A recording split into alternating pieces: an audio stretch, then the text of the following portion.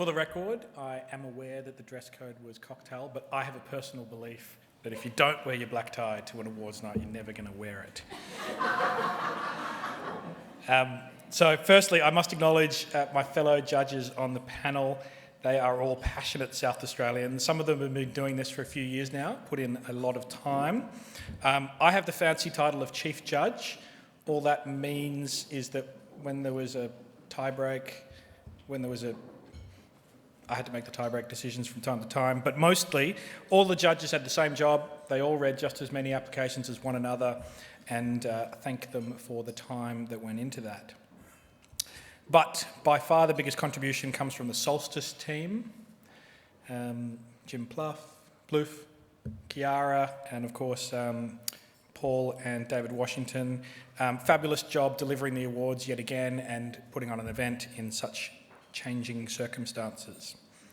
The judging panel did have a tough job this year. 2 reasons. 1, we had 700 referrals leading to 200 full applications to read.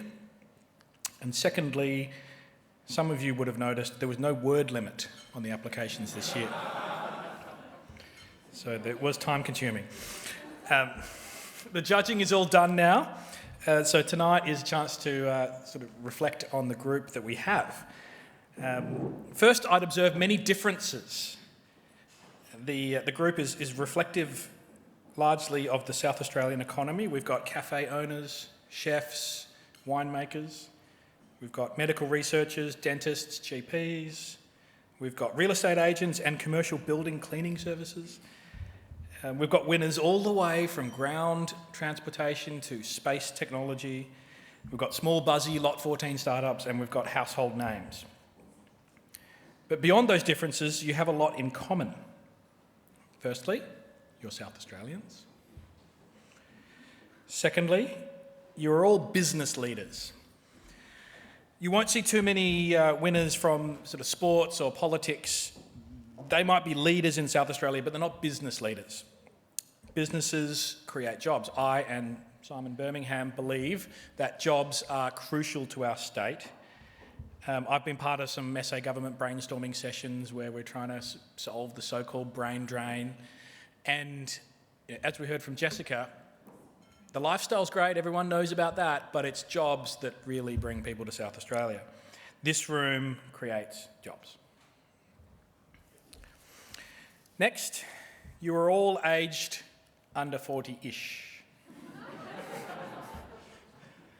But you wouldn't know it from reading your resumes. We're often advised in Adelaide to wait our turn to become a leader, to pay our respects to the hierarchy or to go get another degree from a sandstone university. But this is a room that did not wait their turn. You seized the day, you live without regrets. I joined Uber when I was 30. I was living a happy life, settled in California, but once I got my head around how it worked and realised that it could solve the King's Cross 2 a.m. changeover problem that I and my friends had lived through, I was worried that if I didn't do it, I'd be reading about someone else doing it in the paper, and that'd be a regret that I wouldn't be able to get over. This is a room that lives without regret. Another common feature, you all take risks. The judges this year really wanted to celebrate people who, at some point, were willing to do something that their friends, family, co-workers would have thought was silly or told them was silly. People in this room know what it's like to walk on a lonely path. As nice as things are here in South Australia, our state won't get better if everything stays the same. We need change makers like you to keep moving us forward. My day job now is investing in startups with the South Australian Venture Capital Fund, a $50 million fund set up by the state government. Venture capital is a bit of a niche industry. There's not a lot of job opportunities. I had an apprenticeship in California 10 years ago with an established venture capital fund.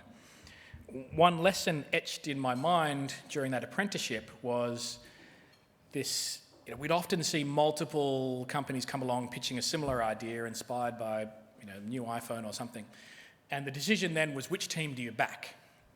And I vividly remember a situation where we had 2 competing alternatives. One of the founders, well-credentialed, Harvard Business School, all looked great. Other individual had founded a startup that hadn't worked out so great. And to my surprise, my boss picked the so-called failed founder, and the explanation was that they had already learned $5 million worth of valuable lessons with someone else's money. Failure, we all know, is when people learn the most. You don't write books about the days when everything went to plan.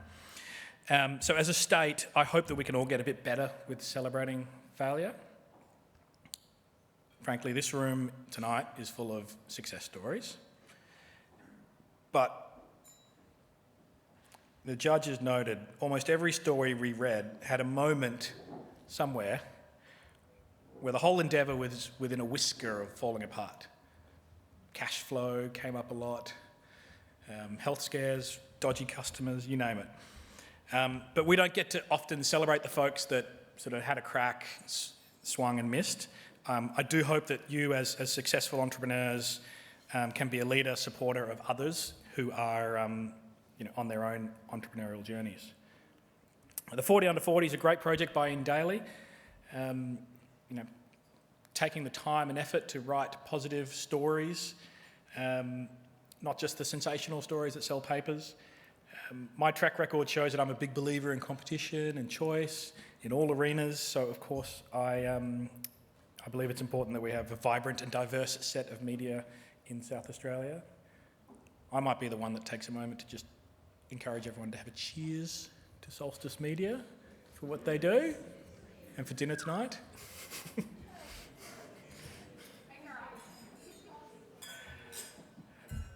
The final thing you have in common is that you do business properly.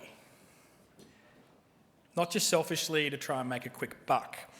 I've worked in California, New York, Sydney, London, some brutally competitive markets where there's some businesses that just aren't very nice. The judges this year looked out for businesses that really benefited the state, not just businesses that enriched the owners. Many of you are vocal industry leaders within your sector. Often you give your time to help others in other companies. Many stories about giving back to the community and to charities.